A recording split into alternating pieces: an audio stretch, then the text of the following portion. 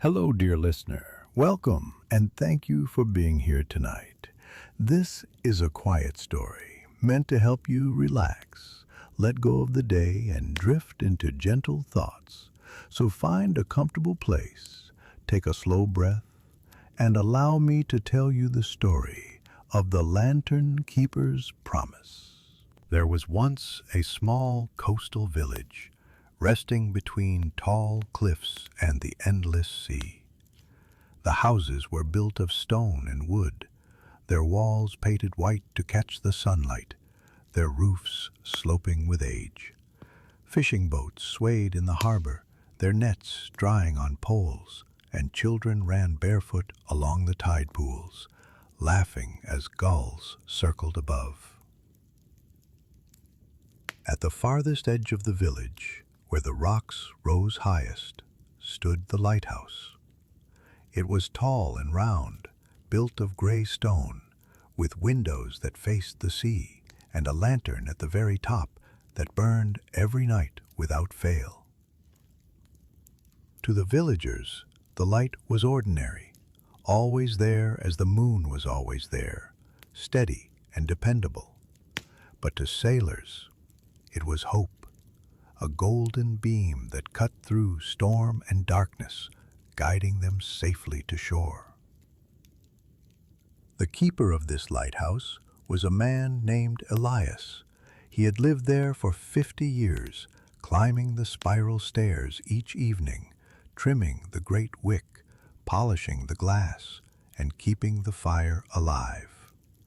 His hair was white as the foam of the waves, his hands worn from years of steady work, and his eyes were the color of the sea, deep and clear. He seldom spoke much, but when he did, his voice carried the calm of someone who had lived a long time with patience. Every evening, as the sun dipped into the horizon and painted the sky in shades of gold and violet, Elias climbed the tower. He carried with him the oil, the tools, and his steady steps. At the top, he lit the lantern. The flame grew strong, encased in glass, and the light swept slowly across the sea. He always paused there, watching as the beam reached out into the darkening water, as if greeting the ships he could not see. The villagers often wondered why Elias never left the lighthouse, never took a wife, never sought adventures beyond the cliffs. When asked, he would only smile gently and say, "The sea gave me my life. I keep the light because one night long ago, the light kept me." It was true. When Elias was a young man, he had sailed on a trading vessel. One stormy night, the sea rose against him, and the ship was torn apart. He was cast into the black water, alone and certain of death. Just when his strength failed, he saw a light far away. It guided him through the waves, pulling him toward land. Crawling onto the shore, he vowed that if he ever had the chance, he would tend that light forever, so that others would find their way home as he had. And so he did. The lighthouse became his world, yet he was not entirely alone. The villagers respected him, and the children adored him. They would bring him baskets of food, firewood, and wool. They would gather at his feet to hear his stories. Elias told them about stars that sailors read like maps, about whales that sang in the deep, and about the many moods of the ocean. He spoke slowly, his voice like a tide, rising and falling with rhythm. Among the children was a girl named Marin. She was curious, with hair the color of copper and a laugh that carried across the water. While other children ran home after his stories, Marin lingered.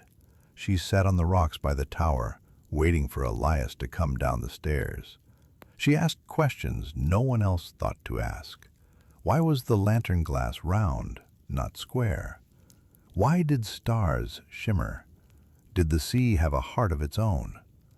Elias answered her as best he could, smiling at her endless curiosity. "The sea is never the same," he told her once. "Every wave has its own shape. Every night brings a new star. That is why I never grow tired." Years passed and Marin grew. She became skilled at steering her father's boat, at weaving nets, at reading the skies for storms. But still she visited Elias. She brought him bread and satchel of herbs. Sometimes she carried oil up the winding stairs for his legs grew weary with age. He began to see her not as a child, but as a companion, someone who truly understood why the lighthouse mattered. One winter, when the wind bit cold and the sea turned iron gray, the fiercest storm in memory struck the village. Waves climbed higher than the cliffs, and the harbor filled with foam. Many fishing boats were still out, struggling to return. The villagers gathered on the shore, staring into the black water, their hearts heavy with fear. High above, the lantern shook in its glass. The wind roared through the tower, rattling windows and threatening to extinguish the flame. Elias struggled at the top, his hands trembling as he trimmed the wick and fed the fire. His breath came ragged and his body swayed with fatigue. He thought of that night long ago when the light had saved him. He could not fail now. But the storm was merciless, and at last Elias sank to the floor, too weak to rise. The lantern flickered, his vision blurred. He thought with sorrow that the promise might break. Then he felt a hand on his shoulder.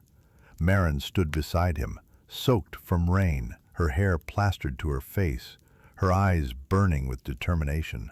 "You're not alone," she said. "I'll keep the promise with you." Together they fought the storm. Marin steadied the lantern when the wind screamed. She carried oil up the endless stairs. She trimmed the wick as Elias whispered instructions. Hours dragged on. When dawn broke, the villagers saw boats returning one by one, guided by the steady golden light. Families wept on the shore, and all spoke Elias's name with gratitude. After that night, things changed. Elias grew frailer, unable to climb the stairs without pain. Marin climbed them instead, lighting the lantern each dusk, keeping it alive through the night. She learned every detail of its care, just as Elias had once learned. The villagers saw her as his apprentice, though no words had been spoken. One evening, as the sea blushed with sunset, Elias called Marin to his side. His voice was soft but steady. "You have kept the promise well," he said. "The light will never fade, not while you watch over it." Marin held his hand tightly. "I will always keep it, Elias, always." And with that, Elias closed his eyes. His breath slowed, gentle as the tide receding, until it was gone. Marin became the new keeper of the lighthouse. Each night she climbed the stairs, lit the flame, and watched it sweep across the waves. The villagers grew to trust her, just as they had Elias. She told the children stories as he had, her voice carrying echoes of his patience and calm. Yet sometimes, when the nights were quiet and the sea breathed in gentle rhythm, she felt she was not alone at all. The flame burned with unusual steadiness, as if guided by unseen hands. And in the hush of dawn, she thought she heard a whisper, steady and calm. The sea is never the same. Every night brings a new star. The light must always shine. And so the lighthouse still stands, its beam sweeping across the dark water, steady as a star. Sailors still find their way by its glow, and the promise lives on, carried from one keeper to the next, a thread of light across time. Thank you for listening to the story of the Lantern Keeper's Promise. May it bring you peace. May its light guide you gently into rest, and may your dreams be calm as the tide. Good night.